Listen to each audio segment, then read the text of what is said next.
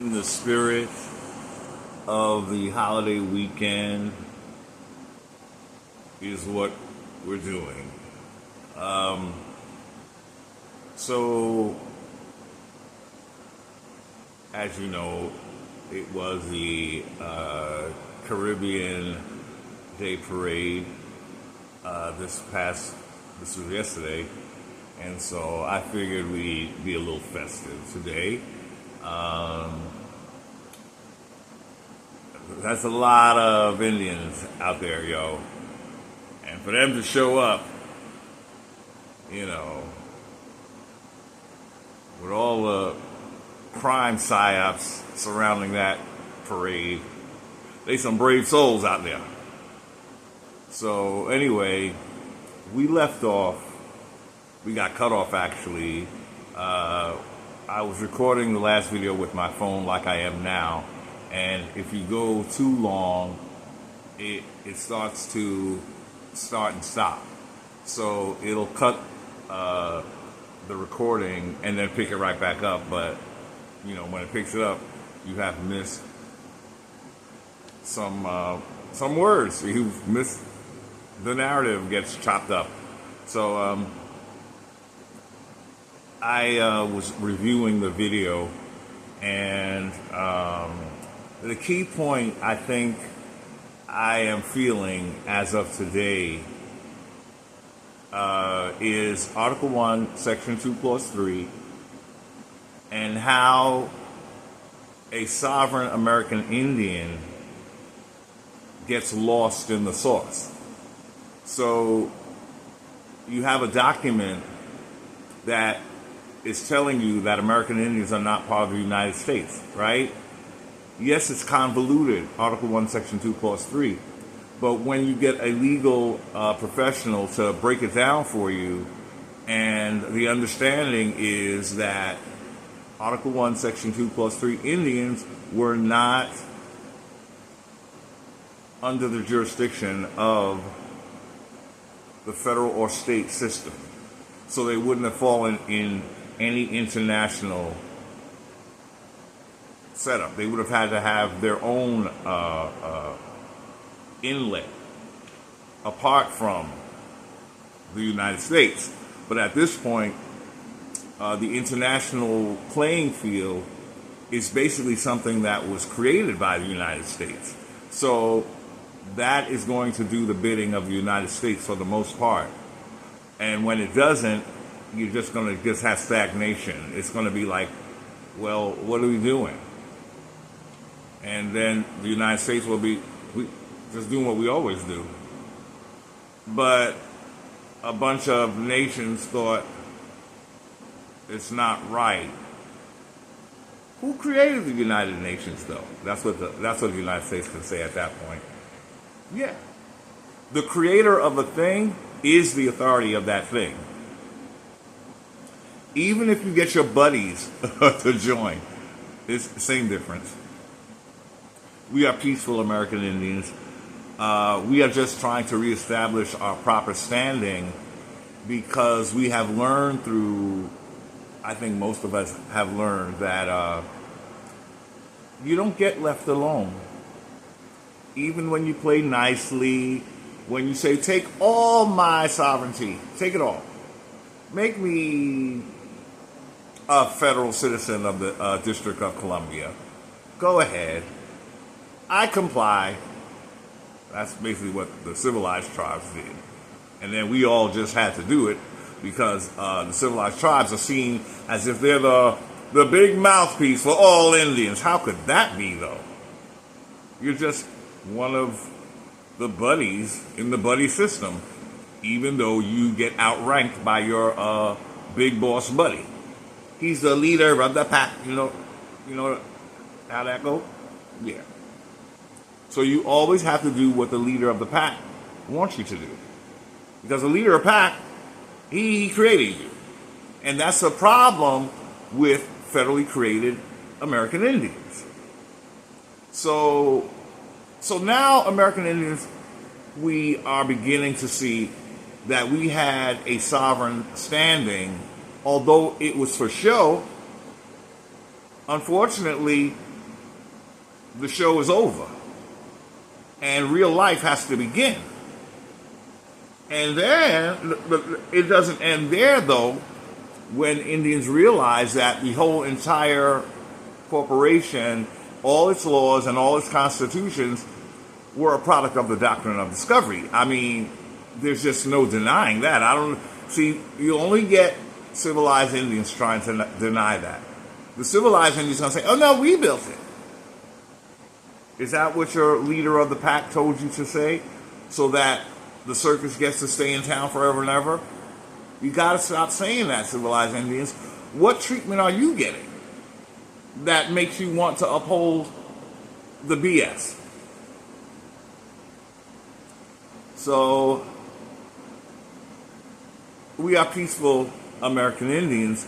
It's just that we've been robbed of the thing that makes us a people on this land.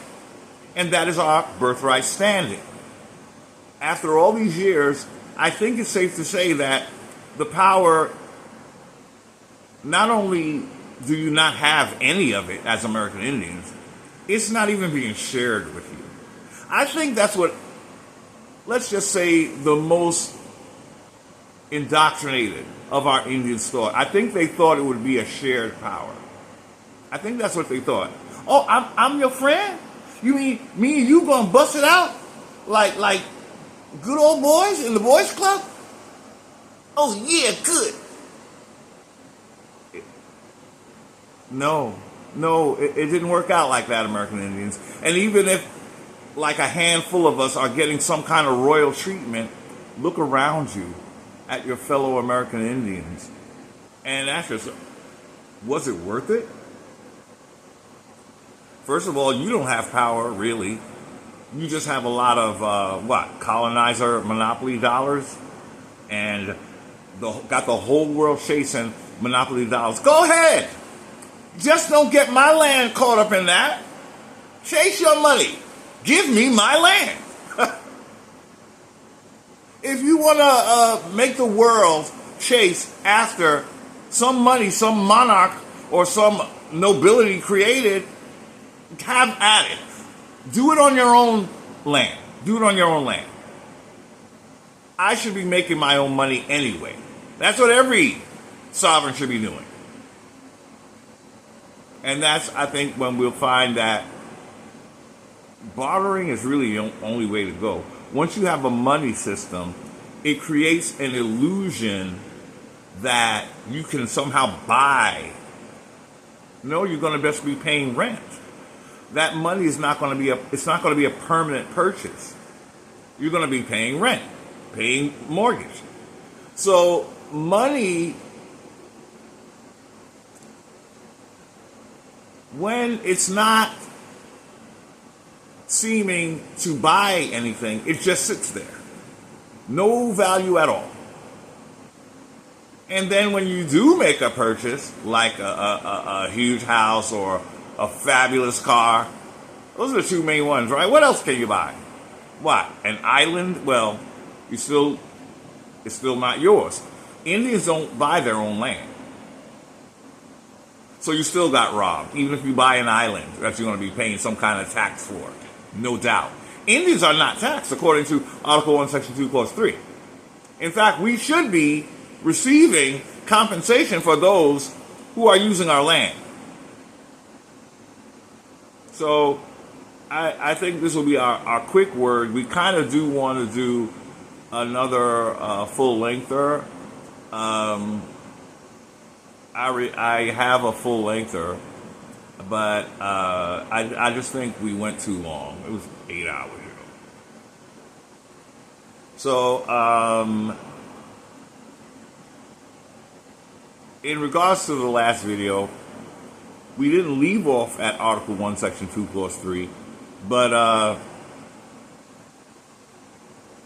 we were talking about the Moors. And in the video that went on a little too long, and I'm always talking about these videos that I don't post, right? We had to decide which came first, Africa or Europe. Because I think the Moors are trying to differentiate themselves and say that they're more European but not African. Well, with your out of Africa theory, you would have been basically the first things to crawl up into Europe. They say they civilized Europe.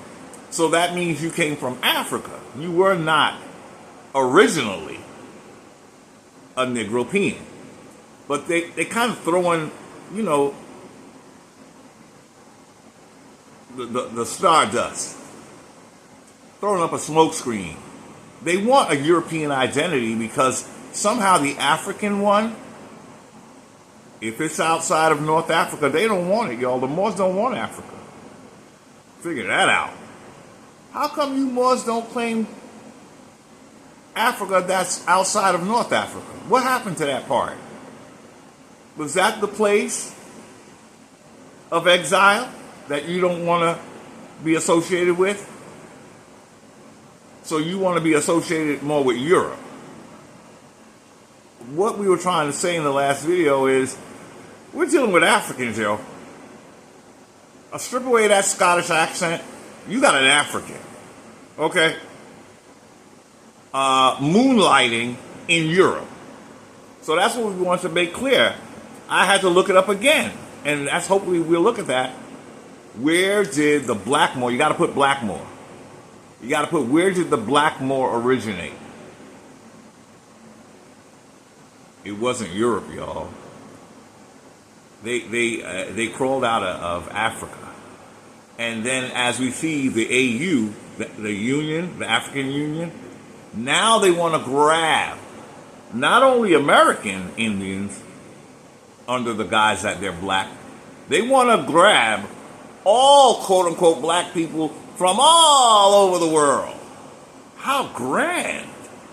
I wish you had that kind of energy to deal with the poverty situation you're going through.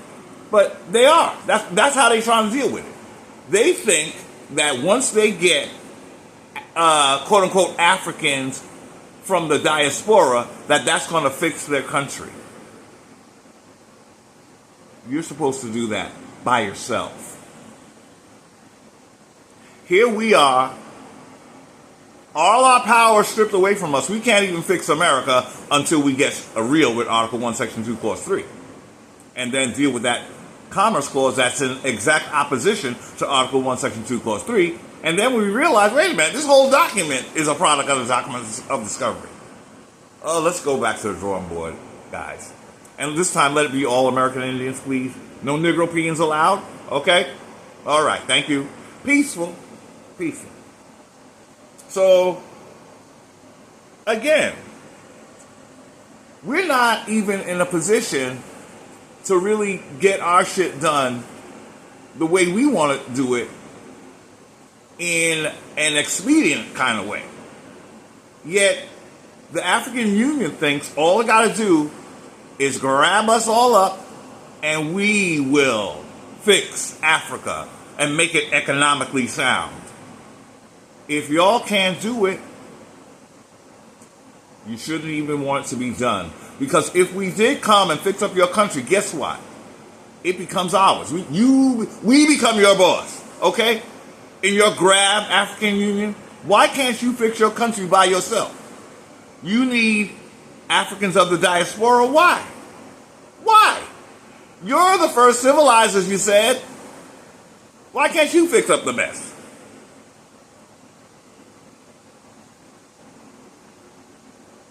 It's embarrassing. If the African Union will just sit back for a minute and look at how embarrassing that should be to the African Union.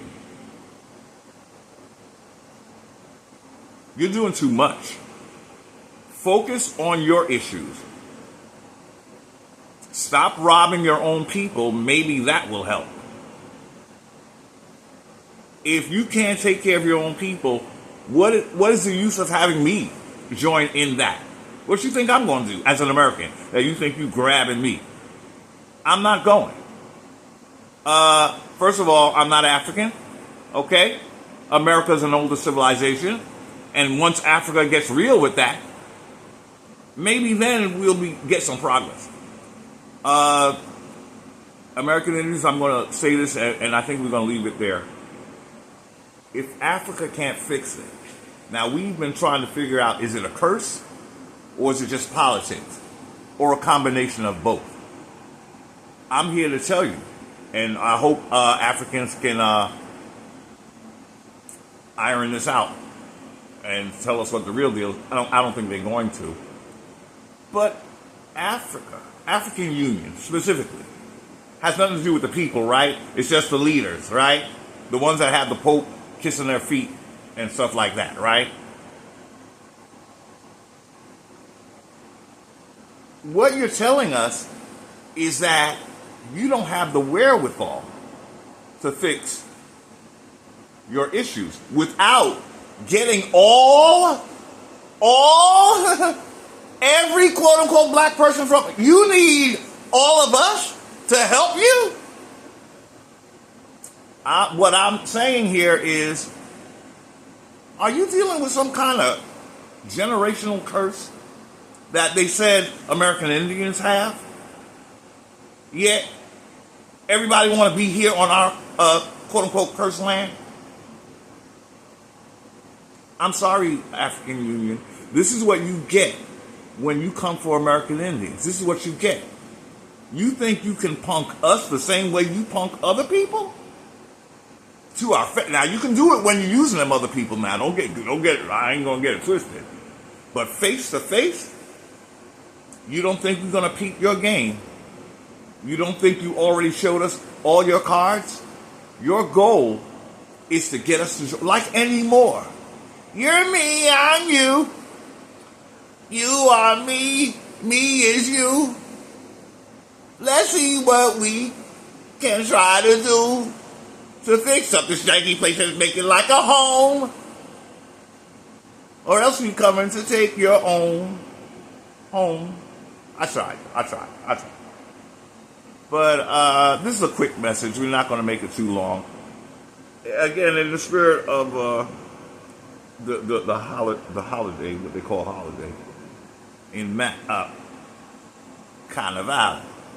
Okay, so we did this, and we need all the publicity we can get. We are growing small channel. If this is what gets it, oh well, okay, that's what I'm all right with that. I'm okay with that. But yeah, these are the hard realities.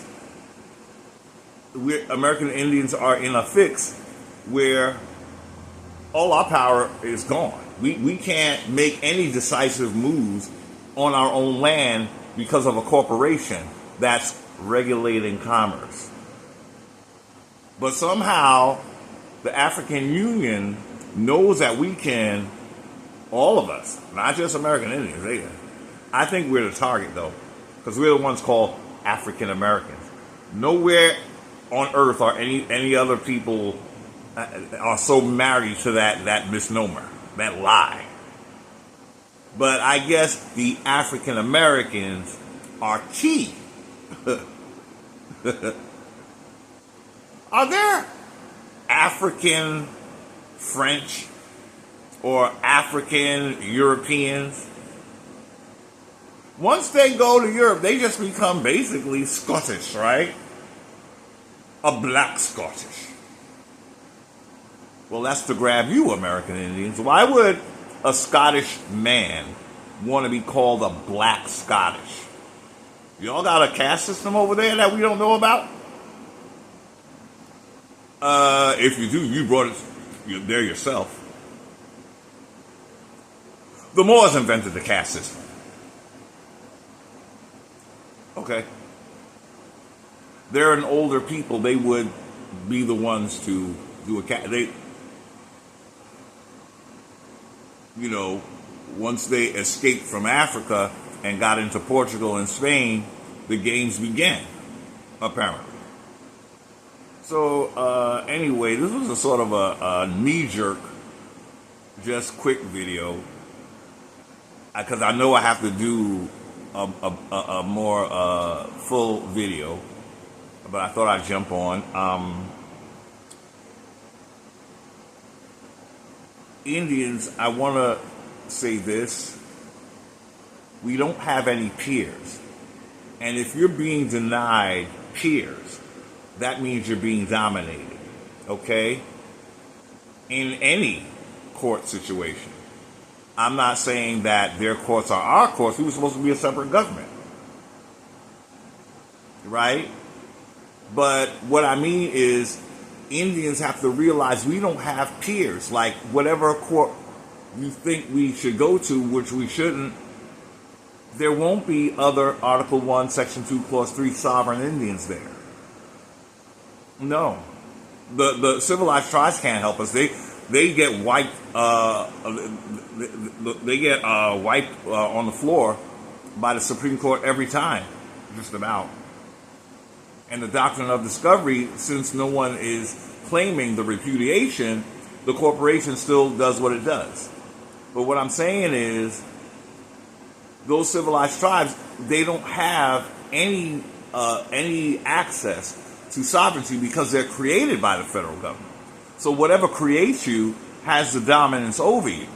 So when they go to court, the judge is like yawning.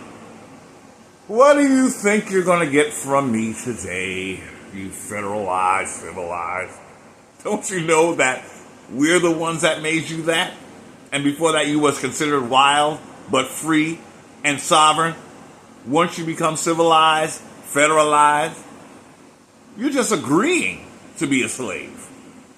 That's why civilized tribes can't advise us. Those are the 5 civilized tribes. They have to break out of that and try to go back in time before they were quote unquote civilized. That's the only way. They got to break out of that thing, and real Indians can do that.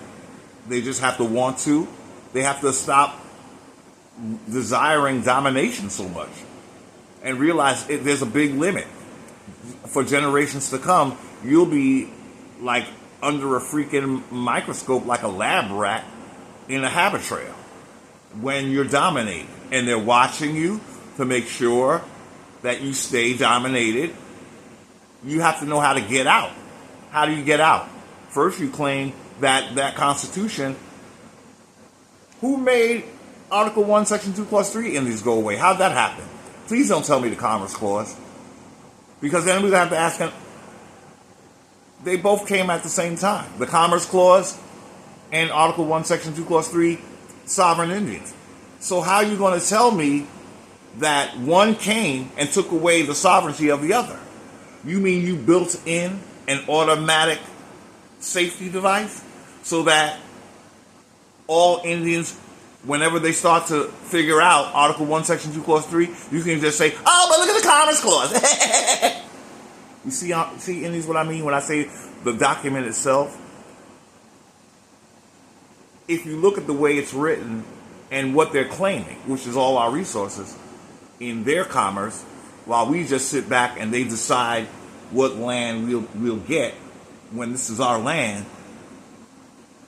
you start to see things, American Indians. That means the document, it's a broken document. What I mean is, it cancels itself out. That's what I'm saying here. If you have 2 parts of a constitution where in the beginning, the first mention of a people is that they're sovereign and they're not under your jurisdiction, but then you move further down and there's something that they're saying gives them the right to dominate you completely, not just your commerce, by the way. That's a Commerce Clause, right? But this system is dominating everything that American Indian does. So you going to tell me that we designed that? American Indians are going to tell me that that's what we wanted? Think again, American Indians. Stop listening to your Moorish family. Stop listening to your legal expert Moore. He's an expert in commerce. Commerce doesn't know anything about birthrights. In fact, the best interest of commerce is to not have any birthright people anywhere at all. So, again, American Indians, look at the Constitution that they're saying we agreed to when they had a whole doctrine of discovery that did not require our agreement because they could do whatever they want. Okay? The doctrine of discovery is from 1493. Apparently, Columbus came in 1492, and I guess the doctrine of discovery came soon after, whatever. But that's been in effect for that long. So by the time they come to North America, you Indians are just getting a big spoonful of what they call West Indians got. So West Indians are not your colonizer. We didn't come to mess with you. No, we didn't. We just got taken in the mess first. Because they're using that same document on North American Indians is what my point is. The doctrine of discovery. So everything that comes after the doctrine of discovery has a safety switch that turns off American Indians' rights each and every time. And land, oh no, you're going to be renting your land. Oh no, you have to buy your land and then pay taxes on your land, although the Constitution says that you're an Indian, not taxed. What happened to that Indian? That's what American Indians have to want back in a peaceful, loving Indian manner. We have the legal right to take back what's ours. We are supposed to be compensated. And the funny thing is, I think what makes the American Indians situation kind of unique is that unlike what is known to be Nazi Germany,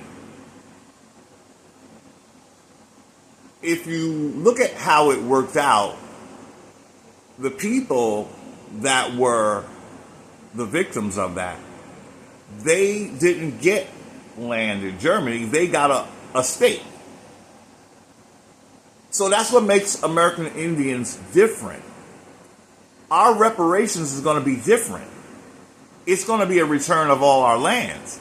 And then it's not, you could call it reparations, but really it's compensation for you profiting off of my land. It's different. Like, it's almost like how much, if we were to do a rough number of how much money the United States made from the 1600s, we could include the Caribbean too, and that would be more for, people in the Caribbean. But if we, work together, So in other words, how much did you make off of us so that we can get an idea of what is owed us? So it's a little different from reparations when it's on your homeland. Now, in Nazi Germany, I think the idea was, no, this is not our homeland. So that's different. So our situation is different, and I think that's why they don't touch it. They don't even speak on it. It's